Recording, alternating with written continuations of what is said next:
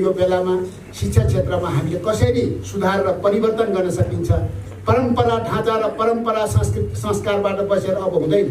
तपाईहरुको यो काठमाडौँ भ्यालीमा मैले देखिरहेको तपाईहरुको चाहिँ जल्लो बढ्दो समस्या, तपाईहरुको प्रतिनिधि पात्रको हैसियतले यो सरकारमा तपाईहरुको एउटा चाहिँ नि मन्त्रीको हैसियतले तपाईहरुकै प्रतिनिधिको नाताले यो विषयमा सल्लाह गर्न चाहन्छु।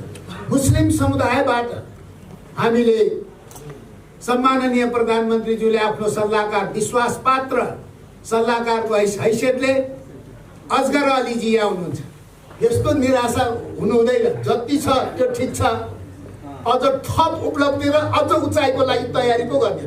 विपक्षीहरूले विरोध गर्ने विषय छैन, जनताले साथ दिएका छन्, समर्थन गरिरहेका छन्। सरकार जनताको राष्ट्रहितमा समर्पित छ। ऐतिहासिक महत्त्वका उपलब्धिहरू चाहे आर्थिक क्षेत्रमा हेर्नुहोस्, चाहे सामाजिक सांस्कृतिक क्षेत्रमा हेर्नुहोस्, त्यस प्रकारका उपलब्धिहरूका साथ सरकार अगाडि बढिरहेको छ र सबै नेपालीलाई हामी निःशुल्क खोपको प्रबन्ध गर्छौँ भनेर सरकारले घोषणा गरेको छ। पछि यहाँ आउनु नै हुनेछ। उहाँ जस्तो व्यक्तित्वको प्रमुख आतिथ्यमा भइरहेको यो कार्यक्रम आफैमा पनि गरिमामय छ।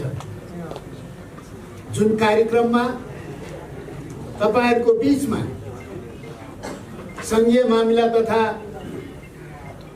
सामान्य प्रशासन मन्त्री माननीय गणेश थापुन्ना तपाईहरुको बीचमा हुनुहुन्छ, त्यस्तै महिला बाल बालिका तथा समाज कल्याण मन्त्री जुली महतोजी तपाईहरुको मञ्चमा हुनुहुन्छ। म स्वयं तपाईहरुबाट आमन्त्रित एक सरकारको मन्त्रीको नाताले शिक्षा विज्ञान तथा प्रविधि मन्त्रालयको जिम्मा लिइरहेको अवस्थामा तपाईहरुको आमन्त्रणलाई स्वीकार गरेर म आफै यस कार्यक्रमको अतिथिको रूपमा तपाईहरुको मञ्चमा छु। यसैबाट बुझिन्छ वर्तमान सरकार र नेपाल कम्युनिस्ट पार्टीका अध्यक्ष श्रद्धेय अध्यक्ष एवं सम्माननीय प्रधानमन्त्रीको नेतृत्वमा रहेको यो सरकारले तपाईहरुको यो कार्यक्रमप्रति कत्रो ठुलो सम्मान र कति ठुलो आदर गरिरहेको छ भन्ने कुरो मञ्चमा उपस्थित हामी सबैको यहाँको उपस्थिति र तपाईहरुको बीचमा हामीले जुन यो आजको यो कार्यक्रममा सहभागी भइरहेका छौं, यसैबाट पनि यो कार्यक्रम आफैमा एउटा राष्ट्रिय स्तरको एउटा गौरवान्वित हुने स्थितिमा हामी यो कार्यक्रममा सहभागी भइरहेका छौं। सर्वप्रथम ढिलै भए पनि यो कार्यक्रममा तपाईहरुको बीचमा अतिथिको हैसियतले बोल्ने मौका दिनुभयो। कार्यक्रमका सभाध्यक्ष आयोगका अध्यक्ष शमीम मिया मार्फत सम्पूर्ण आयोगका सदस्यहरू र तपाईँ आमन्त्रित सबै साथीहरूप्रति आभार र कृतज्ञता व्यक्त गर्न चाहन्छु। आजको यस कार्यक्रममा आयोगद्वारा मतलब चाहिँ नि आयोजित यो इन्टरेक्सन कार्यक्रम, अन्तर्क्रिया कार्यक्रम यो मुस्लिम समुदायको हक हितको संरक्षण, सम्वर्धन तथा सशक्तिकरण विषय अत्यन्तै महत्त्वपूर्ण विषयमा आज जुन अन्तर्क्रिया कार्यक्रमको विषय राखेर एलो पेगोडा होटलको यो हलमा कार्यक्रम भइरहेको छ। यहाँ नेपाल सरकारका विभिन्न मन्त्रालयका सचिवज्यूहरू, मुस्लिम आयोगको आयोजनामा मधेसी आयोग, महिला आयोग, दलित आयोग, विभिन्न आयोगका अगुवा, आयोगका अध्यक्षज्यूहरू, आयोगका सचिवज्यूहरू र सहभागी विभिन्न सेक्टरबाट सरकारको विभिन्न अङ्गबाट यहाँ उपस्थित हुनुभएका तपाईँ सम्पूर्ण राष्ट्र सेवक, कर्मचारी मित्रहरू र आयोजकको आमन्त्रणमा आयोजित यस अन्तर्क्रिया कार्यक्रममा सहभागी तपाईँ सम्पूर्ण विभिन्न मदरसाहरू अथवा विभिन्न तपाईहरूको संस्थाहरूबाट प्रतिनिधित्व गर्दै यहाँ पाल्नुहुने सबै मुस्लिम धर्मगुरुहरू यहाँ सहभागी हुनुभएको छ। विविध विधामा विज्ञ डाक्टरदेखि लिएर विभिन्न क्षेत्रका चाहिँ विज्ञ साथीहरू हुनुहुन्छ। त्यसमा पनि हामीले गौरव गर्नुपर्ने कुरो नेपाल सरकारका प्रधानमन्त्री, नेपाल कम्युनिस्ट पार्टी नेकपाका अध्यक्ष कमरेड केपी शर्मा ओलीज्यूको एउटा आइटी विज्ञ, प्राविधिक विज्ञ नै तपाईहरूको समुदायबाट, मुस्लिम समुदायबाट हामीले सम्माननीय प्रधानमन्त्रीज्यूले आफ्नो सल्लाहकार, विश्वासपात्र सल्लाहकारको हैसियतले असगर अलीजी यहाँ हुनुहुन्छ।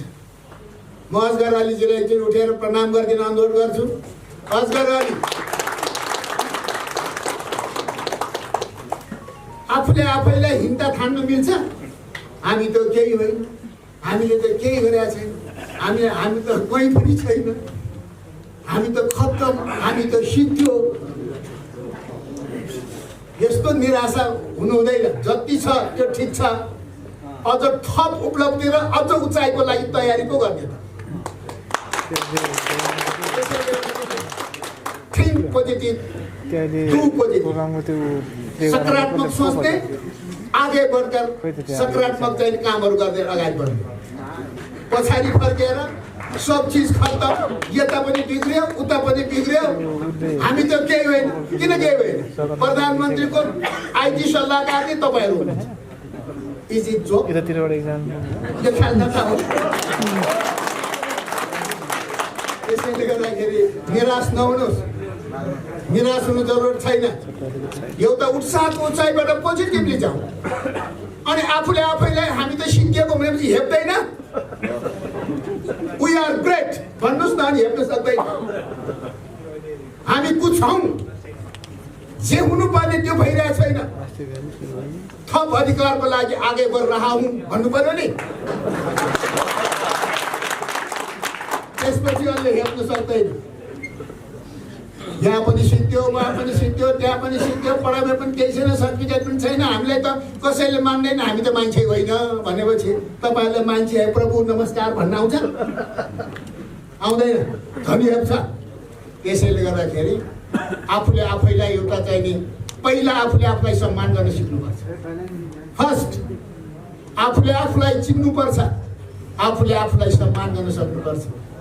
यहाँ परिस्थितिले आज अलिकति समय यताउता भएको हुनाले यहाँ सबभन्दा पहिला आयोजक साथीहरूले चाहिँ नि हाम्रो चाहिँ नि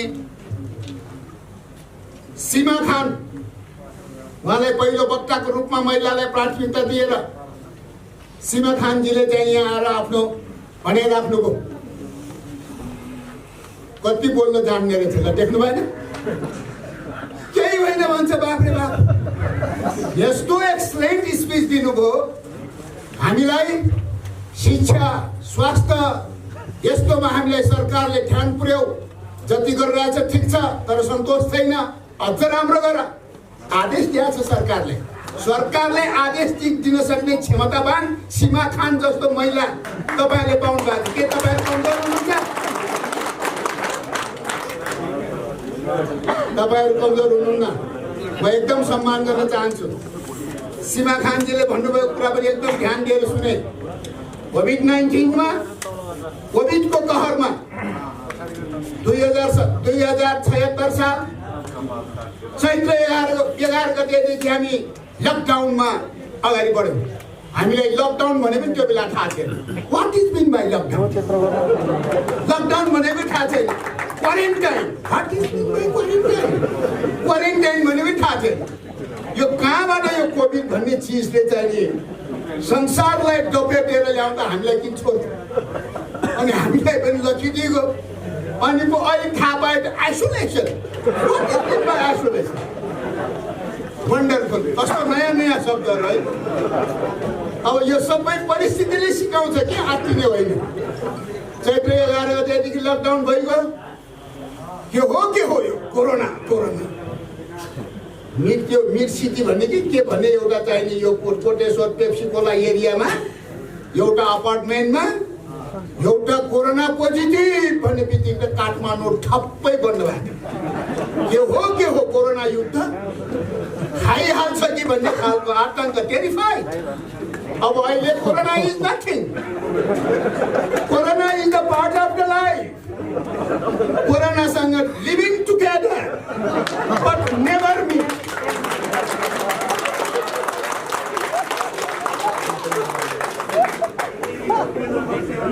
अब डराएर हुन्छ। कतिजनासँग मार्क्सै छैन, मै पनि लाग्छ। यसैले गर्दाखेरि सीमा खानजीले त एक स्नैप तो दिया शमीम मियाँ कोरोना के टाइम में आप क्या कर रहा है भाई? शमीम जी कुछ कर रहा था उस पर, कहिले कहाँ कहिले मास्क कहिले सेनिटाइजर बोकेको छ, घरमा जनताहरूको बिचमा उहाँ कुदिरहेछ। तर कुदेको पुगेन भने सीमा खानजीलाई विशेष धन्यवाद। तपाईहरुले चाबुक दियो भने नि हाम्रो चेट खुल्छ नि। यो त चाबुक खाएन, यसले यो ठिक छ। गाली गर्यो भने रिसाउनुहुन्छ, समीम जी नरिसाउनुहोस् है। तपाईलाई यो शिक्षा हो नि, तपाईले राम्रो चाहिँ उहाँले सन्देश दिनुभयो। अब यहाँ सबै साथीहरूले चाहिँ आफ्नो कुराहरू राख्दै जाने क्रममा यो खाली सिद्दिकी त एकदम ओरिजिनल भेषमा कतै म अरबतिर छुट्के जस्तो पनि फिल भइरहेको छ। दिस इज नेपालै हो। सुरुमा त साथीले त्यही भाषाबाट मात्रै के लागि भन्दा बुझ्नु अलिअलि गाह्रो, बिचमा सरकारलाई बुझाउन नेपाली सोलिड बोल्दो रहेछ।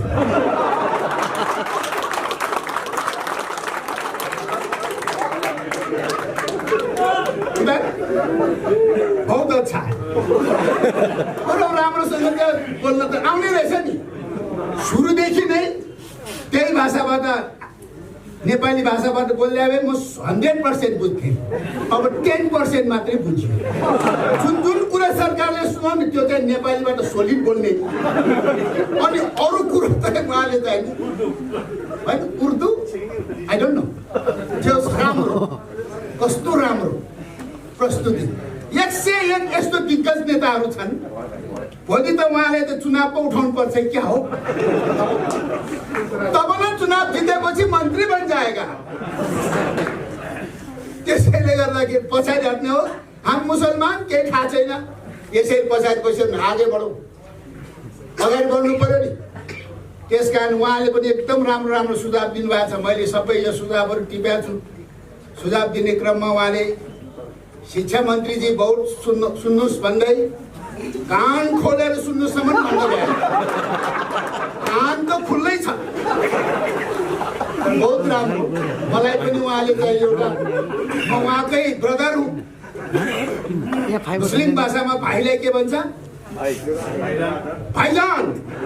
I am also your Bhaijaan, म तपाईँकै भाइजान। त्यसैले गर्दाखेरि यस्तो खालको सुझाव सल्लाह अझ शमीमजीले यो सुरुमा त 4 जना मन्त्रीलाई मञ्चमा राखेर यदि 1 बजे नातो 1:30 बजे तक प्रमुख अतिथि केपी शर्मा ओलीजी, पार्टी अध्यक्षज्यू, सम्माननीय प्रधानमन्त्रीज्यूले यो कुर्सीमा आसन गरिदिनु भएको भए अघि यसो बोल्ने साथीहरू कसैले मौका पाउँदैन थियो। हामी भट्टाभट मन्त्रीलाई बोल्न दिइहाल्थ्यो। हेर्नु कुर्सी मञ्चमा 5वटा, अरू त सब तल। हामीले भट्टाभट बोल्न दिन्थ्यो, अनि यस्ता महत्त्वपूर्ण भाषण मैले सुन्न पाउँदैन थियो। त्यसकारण यस्ता पूर्व वक्ता साथीहरूको तर्फबाट कार्यक्रममा ढिलाइ आइदिनु भएको हुनाले प्रधानमन्त्रीज्यूप्रति विशेष धन्यवाद, विशेष धन्यवाद। ये मौका तो मिल गया ना, जो सुन्न पायो नि, यस कारण पोजिटिभली लिनुहोस् भन्नु। हरेक कुरालाई लिनेमा सोच पर्छ। कसैलाई ऊ परबाट के आइज त्यो पनि आउने कम नै भने आऊ हजुर आउनुहोस् न कति मिठो ल हेर्नुहोस् त भाषा त वही होइन हे आइज वो पनि आइज भने आउने भने हजुर आउनुहोस् यो पनि आउनुहोस् सारमा कमी कम यही त हो नि। त्यसैले हामीले चाहिँ सबै कुराबाट पोजिटिभ लिनुपर्छ। अर्को त हाम्रो सिराज फारुकजी उहाँले त धारा प्रभा उहाँ मेरो पनि नेता हुनुहुन्छ। Siraj Farooq is my leader अनि हामी त केही होइन भन्नुहुन्छ। जबकि यस्तो यस्तो उदयमान नेताहरू जन्माएर बसेको तपाईँहरूले हामी त केही छैन भन्नुहुन्छ। अहिले सिराज फारुकजीलाई शिक्षा मन्त्रीको जिम्मा दियो भने सट्टासट चलाउनु क्षमता त्यति छ। अनि सिराज फारुकजी तपाईँहरूको नेता मुस्लिम लिडर अनि मुस्लिम लिडर मात्रै भन्यो भने उहाँलाई अन्याय हुन्छ। नेप्लिज लिडर एउटा मुसलमानको मात्रै नेता नबनाइदिनुहोस् सिराज फारुकजीलाई। वो त नेपालका लिडर है नेपालकै नेता। अब उहाँले पनि यस्तो मिठो मिठो भाषण उहाँको भाषण म बेला बेला सुन्ने गर्छु। मौका पर्यो भने मेरो कोठामा आएर पनि भाषण दिनुहुन्छ। दुईजना मात्रै मिलेर बोलेको कुरा सुन्नेलाई भाषण त हो नि। कोठामा पनि सुनाउनुहुन्छ। त्यतातिर पनि म धेरै जान चाहन्न। अब त्यसपछि चाहिँ नि नरोडिन हसन त्यो मिल्यो कि मिलेन तपाईँले नाम नै अप्ठ्यारो बनाउनुहुन्छ अनि भन्न चाहनु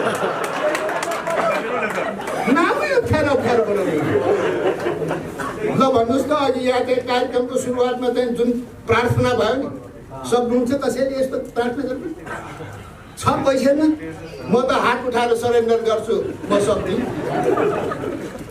कति मिठो भाषा मानिलिउँ। यो हलको कहीँ कतै कुनै कुनाबाट अल्लाहले बोलिरहेको जस्तो पो फिल भयो। कति राम्रो सुन्दै पुगे त भजनको चाहिँ एउटा निश्चित एउटा चाहिँ प्यारा होला त्यो उहाँले त्यहाँ प्रस्तुत गर्नु कति मिठो छ। त्यसैले अब यो नारोडिन हसन भने लेखेँ मैले के अरे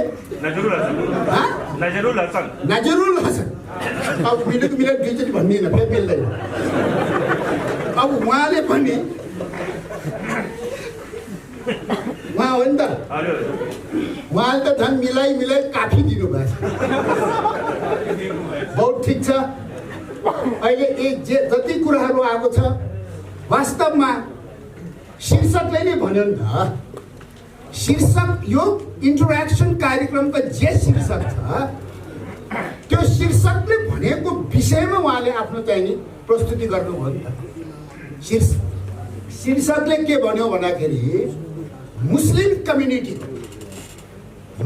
कम्युनिटीभित्र त्यहाँ भइरहेको अन्याय अत्याचार त्यो कम्युनिटीमा भइरहेको अन्याय अत्याचारको सन्दर्भमा त्यसको चाहिँ नि मतलब चाहिँ नि विपरीत त्यसको हक र हितको लागि मुस्लिम कम्युनिटीको हक र हितको लागि र यो कम्युनिटीको प्रोटेक्सन संरक्षणको लागि र यसको विकास सम्वर्धनको लागि सशक्तिकरण यसलाई चाहिँ एउटा चाहिँ नि इम्पावर यसलाई चाहिँ बलियो बनाउनको लागि के गर्न सकिन्छ भन्दाखेरि स्वाभाविक रूपमा सबभन्दा ठुलो कुरो त एजुकेसन सेक्टर नै प्रदान गर्नु।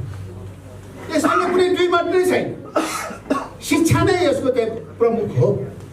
त्यसैले अहिले उहाँले भन्नुभयो गुरुकुल गुम्बा अनि मदरसा पछाडि पर्यो। मैले पनि भन्दाखेरि पहिल्यै गुरुकुल भने हेर्नुहोस् त कम त बाटो छ। मैले पहिल्यै मदरसा भन्नु पर्दैन भन्ने यो हो क्या सोचमा खोट चित्त नदुखाउनु। यो मैले भने क्या मलाई नै भन्यो। त्यसैले गर्दाखेरि अरू सबै हुने मदरसाको बारेमा के हो यसमा यो खालको चाहिँ समस्या यसमा छ। अब अहिले तपाईहरुको भाइजान वर्तमान सरकारको शिक्षा विज्ञान तथा प्रविधि मन्त्री भएको बेलामा अब ढिला नगर्नु होला। समयलाई ख्याल राख्दै तुरुन्तै यसलाई कार्यान्वयन के गर्न सकिन्छ यस मामलामा तपाईहरुको शिक्षा मन्त्रालय छ, भाइजान शिक्षा मन्त्री छ, किन डराउनु? आउनुहोस्, हमारा भाइजान कृष्ण गोपाल हुसैन चाहिँ भनिएन, कृष्ण गोपाल अन्सारी भी भनेन। यो नभनिरहँदाखेरि कृष्ण गोपाल श्रेष्ठ पनि भनेन नि त। कृष्ण गोपाल अब पछाडि जे राखिदिनुहोस्, तपाईँले राखिदिनु हुसैन, कोही बात छैन। यसमा केही समय गर्व गर्छु, म प्राउड गर्छु। त्यसैले अहिले शिक्षा मन्त्रालयमा छु। भर्खरै चाहिँ पाठ्यक्रमको चाहिँ नि यो अहिलेको चाहिँ नि 1 देखि 12 क्लाससम्मको चाहिँ नि विषयमा म मन्त्रालयमा छिर्दा एउटा ठुलो प्रब्लम थियो। तपाईले पत्र पत्रिकामा हेर्नु भएको छ।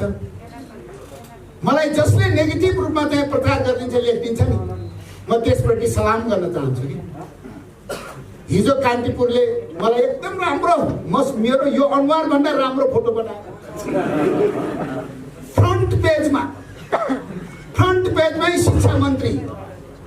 मैले हेरेको म कति राम्रो रहेछ मलाई नै थाहा थिएन। त्यसकारण कान्तिपुर प्रति म नमन गर्न चाहन्छु, कान्तिपुर प्रति म सम्मान व्यक्त गर्न चाहन्छु।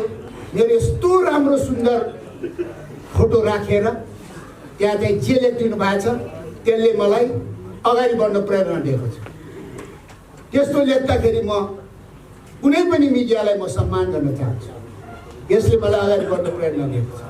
त्यसैले म एउटा तपाईहरु जस्तै सामान्य एउटा भाइजान हो। म धेरै बुझेको मान्छे होइन। तपाईहरुको सल्लाह सुझाव र सरसल्लाहबाटै म अगाडि बढ्न चाहन्छु। त्यसैले गर्दाखेरि अहिले यो उपयुक्त समय छ। यो उपयुक्त समयमा समीम मिया अन्सारीजी, तपाई वर्तमान संविधानको धारा 264, इज इट राइट? नट रङ? अलिअलि इङ्ग्लिस बोलेको आउँदैन। 264 को धारा अनुसारको गठित यो मुस्लिम आयोग। अब समीम मियाजी सम्भवतः आयोगको अध्यक्ष चाहिँ चयन भयो, सदस्य जम्मै रोकिएको थियो, सबै रोकिरहेको थियो। अब त्यसलाई पूर्णता दिन चाहनुहुन्थ्यो वर्तमान सरकारका प्रधानमन्त्री सम्मान्य प्रधानमन्त्रीज्यू। अब त्यसले केही दिनपछि, अब 20 गतेपछि 21 गतेबाट पूर्णता यसले प्राप्त गर्दैछ।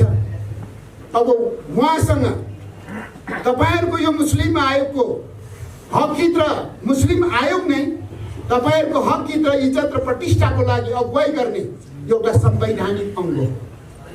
यो सामान्य एउटा चाहिँ नि अरु जस्तो संस्था होइन, यो संवैधानिक अङ्ग हो। यो संवैधानिक एउटा चाहिँ निकाय हो। त्यो निकायको अध्यक्ष अहिले समीमजी हुनुहुन्छ। अब उहाँले सहयोगी टिम पनि पाइसक्नु भएको छ। अब हामी सरसल्लाह गर्छौँ तपाईहरुको मदरसा डेभलपको लागि, उर्दू ल्याङ्ग्वेज अथवा चाहिँ नि यो मतलब चाहिँ सेक्टरको चाहिँ नि शिक्षा क्षेत्रबाट यो सेक्टरको डेभलपको लागि, यो सेक्टरको विकासको लागि अब हामी कसरी अगाडि बढ्नु पर्ला, कुन ढङ्गले अगाडि बढ्नु पर्ला, तपाईहरुले एउटा टिम बनाएर शिक्षा मन्त्रालयमा आउनुहोस्। उच्च स्तरको सचिव लगाए सबै साथीहरु राखेर शिक्षाका चाहिँ नि सबै मतलब चाहिँ विज्ञहरू राखेर हामी सरसल्लाह गरेर यो विषयमा केन्द्रित भएर छलफल गरेर अगाडि बढ्छौँ। यस्तो मौका पछि फेरि आउला नआउला, यो रोस्टममा उभिरहेको शिक्षा मन्त्री यहाँ भइरहेको बेला यति भन्न भ्याएको, यसलाई विलम्बन नगरिकन तपाईहरु सबैलाई साक्षी राखेर वर्तमान सरकारको तर्फबाट मुस्लिम आयोग प्रति मेरो हम्बल रिक्वेस्ट छ। तपाईहरुको समस्या, तपाईहरुले भोगिरहेको चाहिँ शिक्षा क्षेत्रका चाहिँ नि अब्स्टेकलर समस्याहरू के छन् त्यो सबै व्यवस्थित ढङ्गले तयारी गरेर आउनुहोस्, सरसल्लाह गरौँ र यसलाई चाहिँ कसरी एउटा चाहिँ नि निकास दिन सकिन्छ। तपाईहरुलाई घाउ हुँदा मलाई दुख्नुपर्छ, मलाई पीडा हुँदाखेरि तपाईले चाहिँ सहयोग गर्नुपर्छ। यो खालको भावनाबाट अगाडि बढ्नु। मान्छे त सबै उही हो नि, जसको शरीरमा काटेर हेरे पनि रगत त रातै होला। मान्छे त उही हो। धर्म फरक हुन सक्छ, संस्कृति फरक हुन सक्छ, भाषा फरक हुन सक्छ, रहन सहन र भौगोलिक स्थिति फरक हुन सक्छ, तर मानवीय संवेदना त एउटै हो नि। ह्युमेनिटेरियन ग्राउन्डबाट, मानवीय भावनाबाट हेर्दाखेरि हामी सबै एक। यो भावनाका साथ हामीले अगाडि बढ्नुपर्ने स्थिति छ। समीम मियाजी, तपाईहरुको यो मुस्लिम आयोगको अध्यक्ष 6 वर्षको लागि उहाँ अध्यक्ष हुनुभएको छ। अब उहाँले टिम पनि पाउनु भएको छ। यही टिमलाई मतलब चाहिँ शिक्षा मन्त्रालयको तर्फबाट अगर समीम मियाँ सो गया तो मैं जागा रहूंगा, अगर समीम मियाँ सो गया तो मैं जागा रहूंगा। म आफै बोलाएर मैले नै बोलाउँछु। यहाँ तपाईले साक्षी राखेर भन्दैछु, यसलाई चाहिँ अब छलफल तपाईहरुको तर्फबाट विज्ञ साथीहरु यत्र चाहिँ धर्म त चाहिँ नि मदरसाका यत्रो चाहिँ नि सबै चाहिँ ठाउँका चाहिँ नि धर्मगुरुहरु हुनुहुन्छ।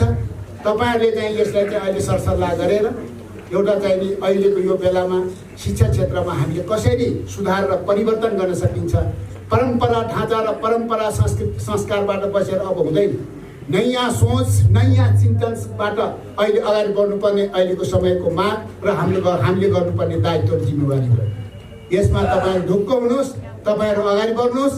सम्माननीय प्रधानमन्त्रीज्यू पनि आउनु भएको छैन, उहाँ पनि यो कुरामा क्लियरै हुनुहुन्छ। त्यसैले हामी सरसल्लाह गरेर तपाईहरुको बिचमा यो कुरा अगाडि बढाउँछौँ। र अर्को कुरो तपाईहरुले भन्दै नभनेको, मैले तपाईहरुकै मतलब समूहको एउटा चाहिँ नि भाइजानको नाताले भन्न चाहन्छु। तपाईहरुको यो काठमाडौँ उपत्यका भित्र तपाईहरुले भोगिरहेको एउटा ठुलो एउटा समस्या भनेको कब्रिस्तान होला नि। एक दिन तो मरना ही चाहिए ना, जब जन्मेपछि त मरिन्छ नि, एक दिन मर्छ है। अनि मर्दाखेरिको संस्कृति सबैको एक नाश छैन, मर्दाखेरिको संस्कृति सबैको फरक छ। संस्कृति धर्म लाट्न मिल्दैन, त्यो इच्छा र स्वतन्त्रताको कुरा हो, त्यो लाट्न मिल्दैन। त्यसैले गर्दाखेरि जन्मन रोक्न सकिन्छ, विज्ञानले जन्मने रोक्न सकिन्छ। जन्मिसकेपछि death is the end of our life, death is the end of our life. मृत्यु नै हाम्रो जीवनको अन्तिम सत्य हो, हैन? हामी एक दिन अहिले जतिसुकै फुर्ती लगाए पनि हामी जन्मिएका छौँ। अब हामी एक दिन तपाईहरुले भन्दा अल्लाह के पास में जाने, अनि एक थरीले भगवानको काखमा जाने भन्दा, कसैले स्वर्ग जाने भन्दा, हैन? कसैले भगवान बुद्ध भगवान सर भन्ला, कसैले जय मसीह भन्ला। अब आफ्नो स्टाइलको चाहिँ नि कुरा गर्दा त आखिर भन्ने मान्छे त उही हो नि, भन्ने मान्छे त उही हो। त्यसकारण एक दिन हामी मर्नुपर्छ। तपाईहरुको यो काठमाडौँ भ्यालीमा मैले देखिरहेको तपाईहरुको चाहिँ जल्लो बढ्दो समस्या, कसैले डेथ आफ्टर मृत्यु पश्चात कसैको संस्कारले दाउरामा जलाउला। अहिले आधुनिक स्थितिमा इलेक्ट्रिकले पनि चाहिँ संस्कार गर्ला, तर कसैको आफ्नो रहला। तर तपाईहरुको चाहिँ नि एक खालको जमिनमा गाड्ने होइन त, जमिन खनेर गाड्ने, त्यो स्वयंभूमा छ क्यारे, होइन? गल्ती गरे क्या हो? व्यक्ति बोल्न त आएकै होइन, ठिकै बोल्छु नि। स्वयंभूमा कब्रिस्तान एउटा छ, खने कि त अप्ठ्यारो भइसक्यो, होइन? वास्तवमा यो तपाईहरुको पीडा, राज्यले तपाईहरुको यो समस्या पनि एउटा ठुलो समस्या हो। यसले कसरी म्यानेज गर्न सकिन्छ? फेरि एकदम भावनामा बगेर, सेन्टिमेन्टल भएर अब यसो उसो भनेर बोलिहाल्न मिल्दैन। तर यो तपाईहरुले भोगिरहेको एउटा तपाईहरुको एउटा समस्या हो। मरिसकेपछि कहाँ अन्त्येष्टि हुन्छ हुने ठाउँको बारेमा तपाईँहरूको ठुलो समस्या छ। यसको बारेमा पनि हामीले गम्भीरतापूर्वक लिनुपर्ने आवश्यकता छ। यो विषयमा पनि तपाईँहरूसँग सल्लाह गर्न चाहन्छु। तपाईँहरूले यो विषयमा पनि तपाईँहरूसँग बसेर सल्लाह गर्न चाहन्छु। तपाईँहरूको प्रतिनिधि पात्रको हैसियतले यो सरकारमा तपाईँहरूको एउटा चाहिँ नि मन्त्रीको हैसियतले तपाईँहरूकै प्रतिनिधिको नाताले यो विषयमा सल्लाह गर्न चाहन्छु। हामी सरसल्लाह गर्न सक्छौँ र यस्ता धेरै यस्ता खालका समस्याहरू हामी तपाईँहरू जस्तै साथीभाइको नाताले मैले यी तपाईँले सामना गर्ने समस्याको बारेमा हामी भोलिका दिनमा छलफल पनि फेरि गरेर जान सकौँला। अब म धेरै लामो यो विषयमा जान चाहन्न। जब नेपाल हाम्रो मातृभूमि, हाम्रो जन्मभूमि नेपाल हिमालमा जन्मेको होस्, पहाडमा जन्मेको होस्, पूर्वमा जन्मेको होस्, पश्चिममा जन्मेको होस्, जुनसुकै ठाउँमा जन्मेको किन नहोस्, हामी सबै म उहाँको सन्देश लिएर यहाँको माझमा आएको छु। यहाँको यो अन्तर्क्रिया कार्यक्रम सबै रूपमा सफल हुनेछ। यो कार्यक्रमका माध्यमबाट यहाँहरू जुन निष्कर्षमा पुग्न चाहनुभएको छ त्यो निष्कर्षमा पुग्न यहाँहरू सफल हुनुहुनेछ भनेर शुभकामना दिन चाहन्छु। धेरै साथीहरूले ज्ञानवर्धक, विचारोत्तेजक, आकर्षक विवेकहरू विचारहरू व्यक्त गरिसक्नु भएको छ। फेरि पनि कतिवटा साथीहरू बाँकी हुनुहुन्छ। म पनि कार्यक्रमकै बिचबाट उठेर प्रधानमन्त्रीको सन्देश लिएर यहाँ आइपुगेँ होला। त्यसले गर्दा म लामो समय यहाँको माझमा लिन चाहन्न। म संक्षिप्त मात्रै केही कुरा राख्न चाहन्छु। हामीले लामो समयदेखि भन्दै आयौँ कि हाम्रो समाजमा वर्ग विभेद छ। आवाजै क्लियर भएन मन्त्रीज्यू। के भयो? साउन्ड सिस्टममा प्रब्लम भइरहेछ, केही पनि बुझिएन। बुझिएन? अहिले बुझिन्छ? अहिले बुझिन। कसो गरौँ? बोल्दै जाउँ कि? अहिले बुझिन्छ?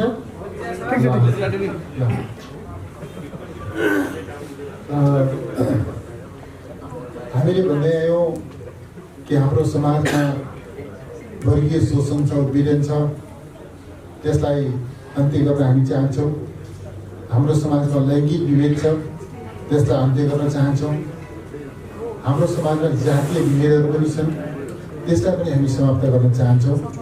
धार्मिक र सांस्कृतिक विभेदहरू पनि छन्, त्यसलाई पनि हामी अन्त्य गर्न चाहन्छौँ। र सम्पूर्ण रूपमा सबै नेपालीलाई समान हैसियतमा स्थापित गर्न चाहन्छौँ, उभ्याउन चाहन्छौँ। यो हाम्रो साझा प्रतिबद्धता हो, सिङ्गो राष्ट्रको प्रतिबद्धता हो। यो प्रतिबद्धतालाई हामीले हाम्रो संविधानमा संस्थागत गरेका छौँ र विशेष गरी आजको यो आयोजनासँग जोडिएर विचार व्यक्त गर्दा धार्मिक दृष्टिकोणले सबै धर्मप्रति समभाव राख्ने त्यो संवैधानिक प्रबन्ध हामीले गरेका छौँ र हामीले आज प्रष्ट भाषामा हाम्रो मुलुकलाई धर्मनिरपेक्ष भनेर संविधानमा संस्थागत गरेका छौँ।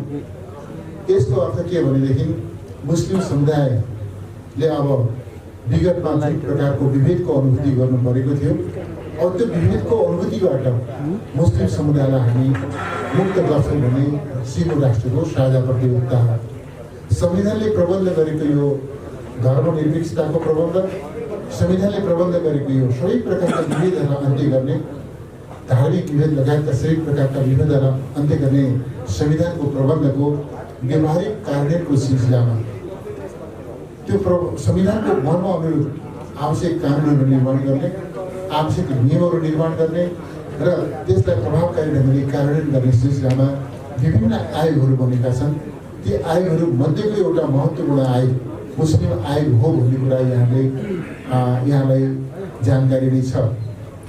त्यस अर्थमा हामी यो मुस्लिम आयोगलाई एउटा औपचारिक अर्थमा केही साथीहरूलाई कुनै मर्यादा दिनका लागि मात्रै होइन, केही साथीहरूलाई एउटा इज्जत दिनका लागि मात्रै होइन, समग्रतामा मुस्लिम समुदायले जुन प्रकारको विभेदको अनुभूति गर्यो त्यो विभेदबाट मुस्लिम समुदायलाई मुक्त गर्नका लागि सबै हिसाबले संविधानले प्रदान गरेका संविधान प्रदत्त अधिकारहरूलाई सहज ढङ्गले उपभोग गर्ने कानुनी र व्यावहारिक आधार निर्माण गर्नका लागि र बनेका कानुनहरू बनेका नियमहरूको प्रभावकारी कार्यान्वयनका लागि अनुकूल आधार निर्माण गर्न मुस्लिम आयोग निर्माण गरिएको छ भन्ने कुरा यहाँलाई राम्रोसँग जानकारी छ। त्यस अर्थमा मुस्लिम आयोगका माध्यमबाट तमाम नेपाली मुस्लिम दिदीबहिनी दाजुभाइहरूलाई एउटा सम्मानित र समान हैसियतको नेपाली नागरिकको अवस्थामा खडा गर्नका लागि मुस्लिम आयोग क्रियाशील छ र मुस्लिम आयोगबाट आउने दिनमा अझ सशक्त अझ प्रभावकारी भूमिका निर्वाह हुनेछ भनेर म अपेक्षा गर्न चाहन्छु र आयोगले त्यस दिशामा चाल्ने कदम मुस्लिम समुदायलाई सम्मान मर्यादा इज्जत र बराबरीको हैसियत प्रदान गर्नका लागि मुस्लिम आयोगले चाल्ने कदम उसले गर्ने प्रयासहरूमा चाहिँ नेपाल सरकार सदा सदा मुस्लिम आयोगको साथमा छ, साथमा रहन्छ भन्ने यहाँलाई अब अधिकारमध्ये आर्थिक अधिकार पनि एउटा महत्त्वपूर्ण विषय हो। त्यस कारणले मुस्लिम समुदायले आर्थिक अधिकारका प्रश्नमा पनि कहीँ विभेदको अनुभूति गरिरहेको अवस्था हामी पाउँछौँ। त्यस्ता समस्याहरूलाई पनि सम्बोधन गर्न सरकार प्रतिबद्ध छ भन्ने पनि म यस अवसरमा यहाँलाई राख्न चाहन्छु। र हामीले यो जुन धार्मिक विभेद छ, धार्मिक विभेदलाई सबै हिसाबले अन्त्य गर्ने, धार्मिक समानता को प्रत्याभूति गर्ने, धार्मिक स्वतन्त्रताको प्रत्याभूति गर्ने र मुलुकलाई धर्मनिरपेक्ष बनाउने जुन निष्कर्षमा हामी पुगेका छौँ, यो यतिकै सहज ढङ्गले निकालिएको निष्कर्ष होइन। विगतका सङ्घर्षका प्रतिफलस्वरूप लामो समयको हाम्रा प्रयासहरूको परिणामस्वरूप हामी यो निष्कर्षमा आइपुगेका हौँ र हामी यो सरकार मुस्लिम समुदायलाई सम्पूर्ण रूपमा इज्जत प्रदान गर्नका लागि, मुस्लिम समुदायलाई सबै हिसाबले बराबरीको हैसियतमा, आर्थिक, सामाजिक, सांस्कृतिक, शैक्षिक सबै हिसाबले बराबरीको हैसियतमा स्थापित गर्नका लागि यो सरकार सम्पूर्ण रूपमा क्रियाशील रहन्छ। यो सन्देश यहाँले देशभरिका सबै मुस्लिम दिदीबहिनी तथा दाजुभाइहरूमा पुर्याइदिनुहोस् भनेर म आग्रह गर्न चाहन्छु। सम्माननीय प्रधानजीको सन्देश पनि यो रहेको छ, यहाँलाई म बताउन चाहन्छु।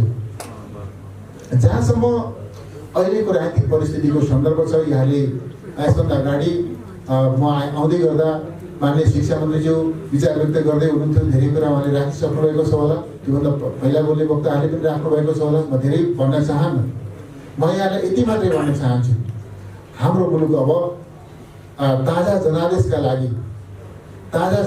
लागि प्रतिनिधि सभाको निर्वाचनका लागि, मध्यावधि निर्वाचनका लागि अगाडि बढिसक्यो। आगामी 2077 साल 2078 साल वैशाख 17 र 27 गते 2 चरणमा प्रतिनिधि सभाको निर्वाचन हुँदैछ। मुलुक त्यतातर्फ अगाडि बढिसक्यो। यो प्रतिनिधि सभाको निर्वाचनमा मुलुक किन जानु पर्यो, यहाँले राम्रोसँग थाहा पाउनु भएको छ भन्ने म अनुमान गर्दछु। खास गरिकन हामीले जुन संविधान निर्माण गर्यौँ, संविधानले जस्तो समृद्धिको परिकल्पना गर्यो, सामाजिक आर्थिक क्षेत्रमा समानता र समृद्धिको परिकल्पना गर्यो, समाजवादको परिकल्पना गर्यो, त्यस दिशातर्फ मुलुकलाई लिएर जानका लागि एउटा गतिशील र अनुशासित प्रतिनिधि सभाको आवश्यकता थियो। तर यहाँले देख्नुभयो, सम्माननीय प्रधानमन्त्रीज्यू केपी शर्मा ओली उहाँको नेतृत्वको सरकारले जनताका पक्षमा, राष्ट्रका पक्षमा यही महत्त्वका कामहरू गरिरहँदा ती कामहरूलाई साथ दिने, समर्थन दिने, सहयोग गर्ने होइन, पार्टी भित्रैबाट खुट्टा तान्ने, मुलुकलाई राजनीतिक अस्थिरतातर्फ धकेल्ने, पार्टीमा विक्रमको अवस्था सृजना गर्ने, त्यस प्रकारका प्रयासहरू भए। यहाँले देख्नुभएको छ, विपक्षीहरूले विरोध गर्ने विषय छैन, जनताले साथ दिइरहेका छन्, समर्थन गरिरहेका छन्। सरकार जनताको राष्ट्रको हितमा समर्पित छ। ऐतिहासिक महत्त्वका उपलब्धिहरू, चाहे आर्थिक क्षेत्रमा हेर्नुहोस्, चाहे सामाजिक सांस्कृतिक क्षेत्रमा हेर्नुहोस्, त्यस प्रकारका उपलब्धिहरूका साथ सरकार अगाडि बढिरहेको छ।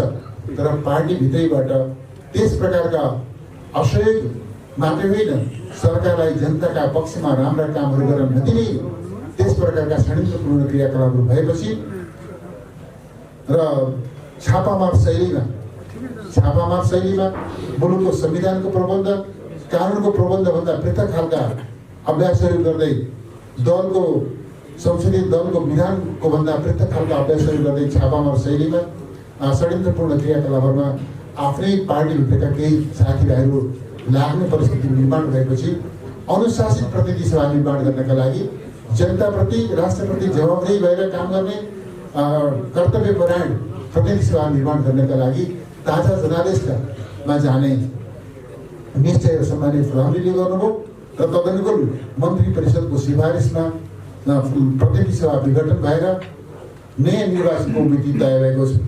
यहाँलाई म दुविधा मुक्त भएर अगाडि बढ्नका लागि म आग्रह गर्न चाहन्छु। कतिपय मानिसहरूमा भ्रम छ प्रतिनिधि सभा पुनर्स्थापना हुन्छ कि भनेर म यहाँ छु भनेर सडकमा छातीमा चाहिँ पोस्टर टाँसेर केही मानिसहरू सडकमा बसिरहेका छन्। म यहाँलाई स्पष्ट गर्न चाहन्छु प्रतिनिधि सभा पुनर्स्थापना हुने कुनै सम्भावना छैन। यो संविधान, यसको लेटर र यसको स्पिरिटलाई हामी राम्रोसँग पढ्छौँ भनेदेखि, यसको अर्थ र मर्मलाई हामीले बुझ्छौँ भनेदेखि प्रतिनिधि सभा पुनर्स्थापना हुने कुनै सम्भावना छैन। मुलुक निर्वाचनतर्फ अगाडि बढे हामी संविधानको सर्वोच्चतामा विश्वास गर्दछौँ, हामी न्यायालयको स्वतन्त्रतामा विश्वास गर्दछौँ, हामी शक्ति पृथकीकरणको सिद्धान्तमा विश्वास गर्दछौँ। त्यसकारणले सम्मानित सर्वोच्च अदालतको संवैधानिक इजलासमा जुन विषय विचाराधीन छ, सर्वोच्च अदालतको संवैधानिक इजलासबाट हुने फैसलालाई सरकारले हार्दिकतापूर्वक स्वीकार गर्नेछ। तर यहाँलाई म भन्न चाहन्छु, अदालतले फैसला गर्दा पनि संविधानको स्पिरिटमा, संविधानको लेटरमा आधारित भएर उसले फैसला गर्ने हो। त्यसर्थ हाम्रो विश्वास छ कि प्रतिनिधि सभा पुनर्स्थापना हुने कुनै सम्भावना छैन र निर्धारण गरिएको निर्वाचन स्थगित हुने कुनै सम्भावना छैन। त्यस कारणले यहाँलाई म अपिल गर्न चाहन्छु, देशभरिका मुस्लिम दिदीबहिनी तथा दाजुभाइहरूलाई म अपिल गर्न चाहन्छु, अब आम जनताको हितमा, सिङ्गो राष्ट्रको हितमा, साथसाथै मुस्लिम समुदायको हितमा निष्ठापूर्वक काम गर्ने, जनप्रतिनिधिहरूको छनौट गर्ने काममा यहाँहरू क्रियाशील भएर लाग्नुपर्दछ। त्यस हिसाबले निर्वाचनको तयारीमा लाग्नुपर्दछ। यसतर्फ पनि म यहाँको ध्यान आकर्षण गराउन चाहन्छु। र सँगसँगै सरकारले, यहाँले देखिरहनु भएको छ, सरकारले निर्वाचनको तयारीका निम्ति मात्रै होइन, दैनिक रूपमा जनताका, राष्ट्रका पक्षमा गर्नुपर्ने कामहरूलाई निरन्तर अगाडि बढाइरहेको छ। पछिल्लो दिनमा भन्नुहुन्छ भनेदेखि खास गरी राष्ट्रव्यापी महामारीका रूपमा देखा परेको कोभिड-19 को प्रकोप, त्यसका विरुद्ध समस्त मानव जातिले चाहिँ एकसाथ जुझ्नु परिरहेको छ। कोभिडलाई परास्त गर्नका निम्ति सुरुका दिनहरूमा सरकारले भन्यो, हामी कोभिडको संक्रमण देखिएका, कोभिडको लक्षण देखिएका नेपालीहरूको चाहिँ निःशुल्क परीक्षण गर्छौँ, बिरामीहरूको निःशुल्क उपचार गर्छौँ। सरकारले तदनुकूल नै निःशुल्क परीक्षणको प्रबन्ध गर्यो, तदनुकूल नै निःशुल्क उपचारको प्रबन्ध गर्यो। त जब दुनियाँमा कोभिडका विरुद्धमा खोपको आविष्कार भयो, कोभिड विरुद्धको खोप आयात गर्ने सम्भावना नजिकै आयो, सरकारले त्यसका निमित्त कोभिडको खोप आयात गर्नका निम्ति आवश्यक पर्ने स्रोतको प्रबन्ध गरेको छ, बजेटको व्यवस्था गरेको छ र सरकारले बहुत आत्मविश्वासको साथमा भनेको छ, हामी दुनियाँमा उपलब्ध भएका खोपहरूमध्ये विश्वसनीय खोप, गुणस्तरीय खोप समयमै आयात गर्छौँ र सबै नेपालीलाई हामी निःशुल्क खोपको प्रबन्ध गर्छौँ भनेर सरकारले घोषणा गरेको छ। र यहाँलाई राम्रोसँग थाहा छ, अस्ति 14 गते सम्माननीय प्रधानमन्त्री केपी शर्मा ओलीजीले काठमाडौँबाट खोपको चाहिँ शुभारम्भ गर्नुभयो र एकसाथ देशका 17 जिल्लाहरूमा, जिल्ला अस्पतालहरूमा फ्रन्ट लाइनरहरूबाट, खास गरी सफाई कर्मी र स्वास्थ्य कर्मीहरूबाट खोप सेवा प्रदान गर्ने काम सुरु भएको छ। यो खोप प्रदान गर्ने कामलाई हामी अविच्छिन्न रूपमा जारी राख्न चाहन्छौँ। खोप प्रदान गर्ने काम बिचमा ब्रेक नहोस्, त्यसमा कुनै प्रकारको अवरोध सृजना नहोस्, खोप प्रदान क्रमिक रूपले खोप प्रदान गर्न सकियोस् र सबै नेपालीलाई समयमै सुरक्षित ढङ्गले गुणस्तरीय खोप प्रदान गर्न सकियोस् र नेपालीको जीवन रक्षा, कोभिडको आक्रमणबाट नेपालीको जीवन रक्षा गर्न सकियोस् भन्ने प्रश्नमा सरकार ध्यान केन्द्रित गरेर लागिरहेको छ। यो पनि यहाँलाई सप्रसङ्ग जानकारी दिन चाहन्छु। यसरी यो सरकार सम्पूर्ण रूपमा जनताप्रति, राष्ट्रप्रति जवाबदेही छ, उत्तरदायी छ, जनता र राष्ट्रको सेवामा समर्पित छ। जस्ता सुकै चुनौतीहरू आउँ, नेपालले विभिन्न प्रकारका चुनौतीहरूको सामना गर्यो। एक समयमा हामीले भूकम्पको सामना गर्यौँ, अर्को समयमा हामीले नाकाबन्दीको सामना गर्यौँ, अर्को समयमा अहिले कोभिडका विरुद्धको महामारीको सामना गर्नु परिरहेको छ। यी हरेक अवस्थामा हामीले उच्च शिर बनाएर ती प्रतिबन्धलाई छिर्दै जुझ्दै अगाडि बढिरहेका छौँ।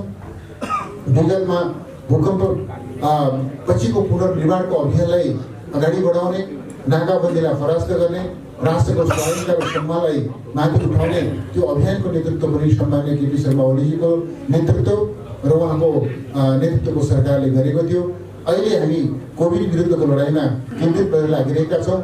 निर्वाचनमा हामी जान्छौँ र निर्वाचन पछि फेरि पनि म यहाँलाई बताउन चाहन्छु, निर्वाचन पछि फेरि पनि यो मुलुकको नेतृत्व सम्हाल्ने अभिभावक नेपाली जनताले सम्माननीय प्रधानमन्त्री केपी शर्मा ओलीलाई दिँदैछन्। वैशाखमा सम्पन्न हुने निर्वाचनपछि फेरि अझ शक्तिशाली, अझ अनुशासित प्रतिनिधित्वको नेताको हैसियतमा मुलुकको जिम्मेवारी सम्हाल्ने त्यस हिसाबले सम्माननीय प्रधानमन्त्री केपी शर्मा ओली आउँदै हुनुहुन्छ। त्यस अर्थमा हामी सिंहौँ राष्ट्रका समस्यालाई समाधान गर्छौँ। त्यो सँगसँगै मुस्लिम समुदायले जुन प्रकारको समस्याको सामना गरिरहेको छ, शैक्षिक क्षेत्रमा, सांस्कृतिक क्षेत्रमा, आर्थिक क्षेत्रमा, सामाजिक क्षेत्रमा, धार्मिक क्षेत्रमा जुन प्रकारका समस्याहरूको सामना मुस्लिम समुदायले गर्नु परेको छ, ती समग्र समस्याहरूको एकसाथ समाधान गरेर एउटा सम्मानित र मर्यादित जिन्दगीको प्रत्याभूति गर्ने, मुस्लिम समुदायलाई त्यो हैसियतमा उठाउने त्यो अभियानको नेतृत्व यो सरकार र भोलि बन्ने पनि सरकारले गर्नेछ भन्ने यहाँलाई म विश्वास दिलाउन चाहन्छु। निर्वाचनपछि बन्ने सरकारले पनि त्यो ढङ्गले अगाडि बढ्नेछ भन्ने विश्वास दिलाउन चाहन्छु। यस अर्थमा यहाँहरू आत्मविश्वासको साथमा, दृढताका साथमा अगाडि बढ्नुहोस् भनेर म यहाँ सबैसँग हार्दिक अपिल गर्दै यो चाहिँ जुन विषयमा केन्द्रित भएर मुस्लिम समुदायको हक हितको संरक्षणको प्रश्नमा, मुस्लिम समुदायको हक हितको संरक्षण, सम्वर्धन र सशक्तिकरणको प्रश्नमा केन्द्रित भएर जसरी यहाँले छलफल गर्नुभएको छ, यो छलफलबाट केही सार्थक निष्कर्षहरू यहाँले निकाल्नुहोस्। यहाँले निकाल्नुभएका निष्कर्षको कार्यान्वयनका निमित्त सरकारको चाहिँ साथ चाहिन्छ भनेदेखि सरकार यहाँको साथमा छ, साथमा रहिरहन्छ। यिनै भनाइहरूको साथमा म फेरि एकपल्ट सम्माननीय प्रधानमन्त्री यो कार्यक्रमको पूर्ण सफलताको शुभकामना उहाँले व्यक्त गर्नुभएको छ। उहाँको शुभकामना सन्देश पनि यहाँका माझमा राख्दै म आफ्नो भनाइ अन्त्य गर्छु र यो कार्यक्रम जारी रहनेछ। म भने यो कार्यक्रमबाट बिदा हुने अनुमति पनि चाहन्छु। नमस्कार, अभिवादन।